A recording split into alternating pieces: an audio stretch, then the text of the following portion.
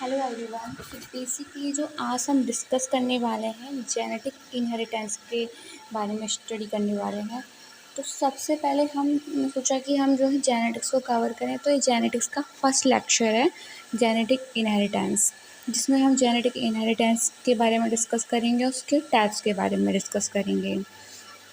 तो बेसिकली सबसे पहले हम जान लेते हैं कि जेनेटिक्स क्या होता है और इनहेरिटेंस क्या होता है। जेनेटिक्स का मतलब होता है study of heredity and variation. Genetics के अंदर जो है हम स्टडी करते हैं हेरिडिटी की और वेरिएशन की। बेसिकली इनहेरिटेंस और हेरिडिटी का दोनों का मतलब ही एक होता है transfer of character from parents to offspring, और वेरिएशन का मतलब होता है ट्रांसफ़र ऑफ करेक्टर मतलब वेरिएशन का मतलब होता है कि किस तरीके से जो ऑफस्प्रिंग है वो पेरेंट्स से डिफरेंट है। ये मतलब होता है वेरिएशन कि मतलब कितना वेरिएशन उनमें आ रहा है। जेनेटिक्स का मतलब है study of heredity and variation, and heredity का मतलब हमने लेके transfer of character from offspring to parents to offspring. Variation progeny differ from their parents. जो जेनेटिक्स होता है वो 3 टाइप्स की होती है genetics: classical genetics, molecular genetics और एवोल्यूशनरी जेनेटिक्स। तो बेसिकली हम इसके अंदर क्लासिकल जेनेटिक्स के बारे में बात करते हैं। क्लासिकल जेनेटिक्स का मतलब होता है principle of heredity and trait are pass from one generation to next generation. इसमें हम मेंडल के प्रिंसिपल के बारे में बता देते हैं कि उन्होंने एक सीरीज़ ऑफ एक्सपेरिमेंट कंडक्ट किया पी प्लांट के ऊपर।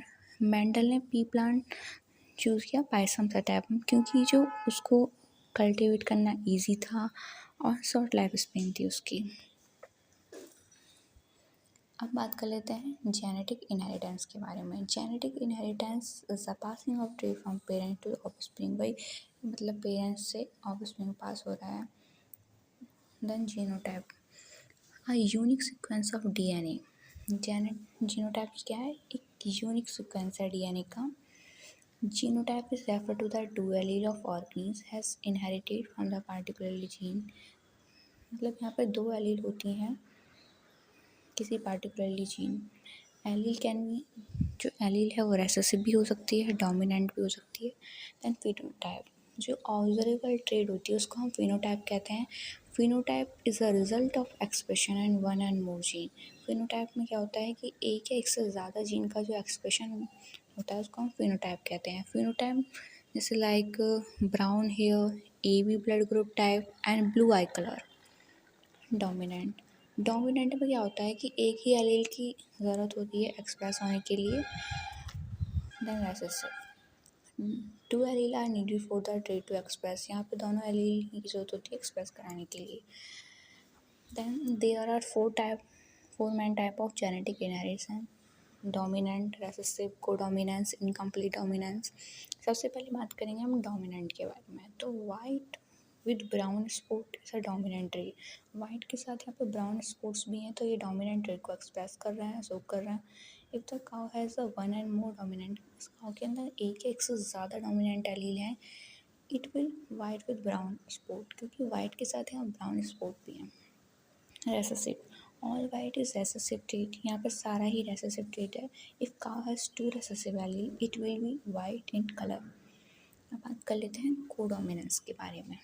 Both allele of gene are distinctly express, जहाँ पे दोनों ही allele of gene distinctly express होती हैं। जैसे रेड और वाइट जो है कोडोमिनेंस जो कर रही हैं।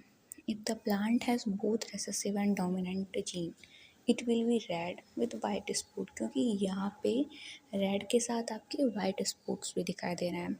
उसके बाद हम बात करते हैं इनकम्प्लीट डोमिनेंस की। Both allele are partially express in the intermediate phenotype, क्योंकि यहाँ पे दोनों एलील जो है पार्शली एक्सप्रेस हो रही हैं।